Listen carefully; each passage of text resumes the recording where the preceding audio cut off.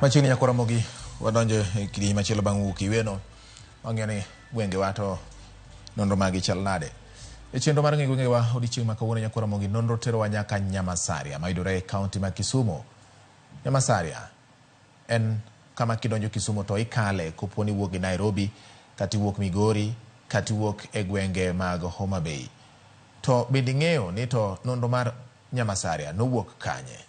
Wadani kawuono ni Millicent Adhiambo yangonwa na ni to nying mar Nyamasaria ni nonro mare en mare. Chenro mar ng'e gwenge. Mana kaka pile nyakoro moga Joan kikui William chieng' tich ariyo marwaki kendo ni machiegni e chenrowa mar ng'e gwengewa. Adugi kendo nyaka e kaunti namba 42 Kisumu dala kuma kelo nie nonro mar gweng' miluongo ni Nyamasaria machiegni. Bende jodak ong'e nonro mar gweng' magidake ma ong'ere kaka Nyamasaria machiegni wawinjane pachgi. Gimomiyo ang'eyo ne ka iluongo ne Nyamasaria Wakisi nodak kone. Joksi the word Nyamasaria en nyingi Jokisise. Jokisise nodak kone. Koro nikech Jokisise nodak kone ema nochako kane Nyamasaria. Ne nitie mama moro mana winjo ni saro ji.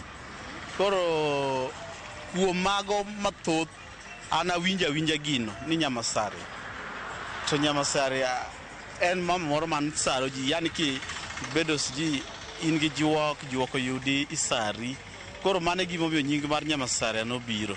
Aparo ni ne en kumoro ma ji ne en town moro mane ji ng'enye, kumoro mane ji ng'enye, ji ne ng'enye, then biashara ne ni malo machalo kamano.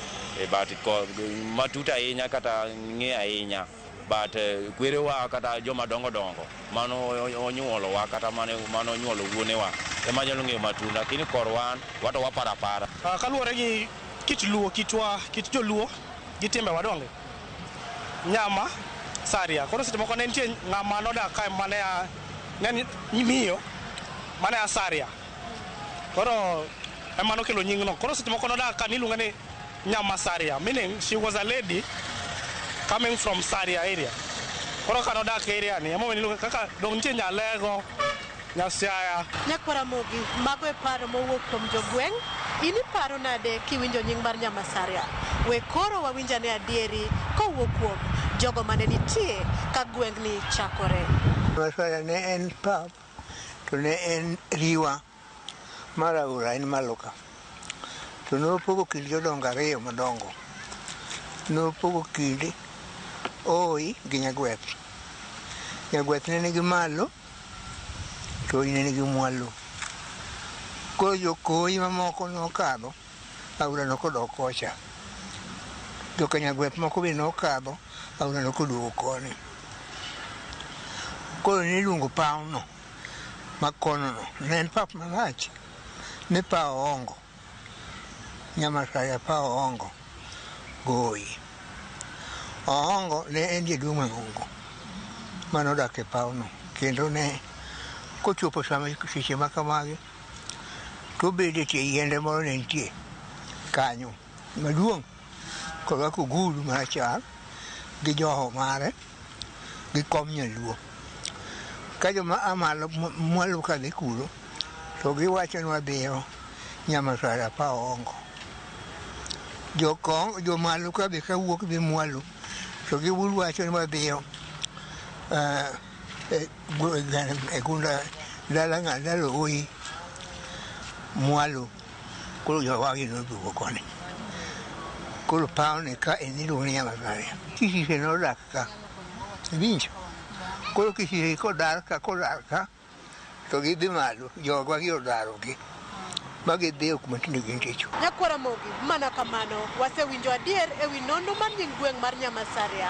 To koro umb Nyamasaria kod dongruok mage chalo nade? Ka nitie duka achiel kende malu, wan gi chiro jowa loki, mano en dongruok. Wan gi duke jowa ng'ipie kendo gigere utegi ma ok gigero, to mano gidongore. Nyamasaria kae ng'eruok mare ong'ere gi business ohala ni malo, dongruok waneno ka ni malo. Ute gerore, koro wamor. Jo Nyamasaria ka, kian, according to my opinion, en tulo. Gihero ga tulo chini ya maji, nego ga jigugu tieno cha. Ema ng'eyo. Ema nyalo wacho. Awacho pacha. Yeah. Wan go hotels, wan gi kendo iluongo ni ang'owa, bagi ni pubs. Koro gikelonwa gik mang'eny to magi gik mwanyalo ng'eyo. Koro Nyamasara ni odogo bira ma iluongo ni investors madongo dongo. Mano waneno ka donje i Nyamasaria. Koro the first gorofa mano kuongo Nyamasaria iluongo ni Koguna. Ndara ni nonge kaka. Wan gi ndara biashara mantiere mineno along the petrol stations mantie kuonde gi te. Gitije be jitiyo kuonde gi dabal. To kata obedo ni kamoro ni kod dongruok ma bende jogweng' kwano achiel ariyo adek, rem ma gin go gin mage. Gima hinyo kaka jodak en pi.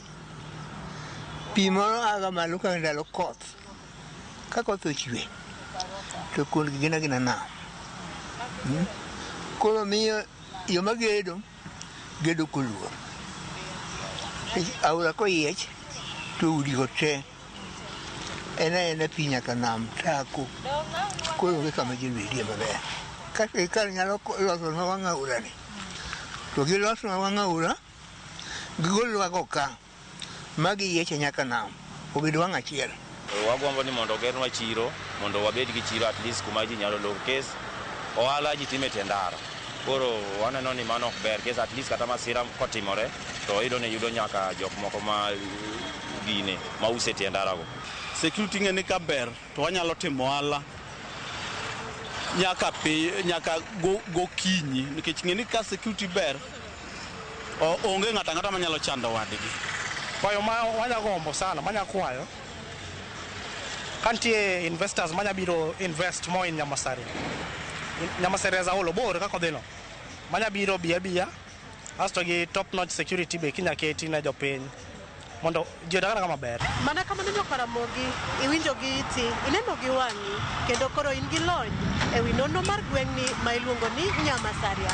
Ma kata ka ikadho kae ni tineno olalo kata flyover ma Nyamasaria, ma bende en olalo mikadho ka ichopo boma ma Kisumu, ting'eyo ni ang'o miyo nochak kae ni Nyamasaria.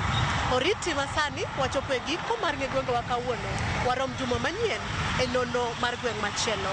Nyinga Millicent Adhiambo.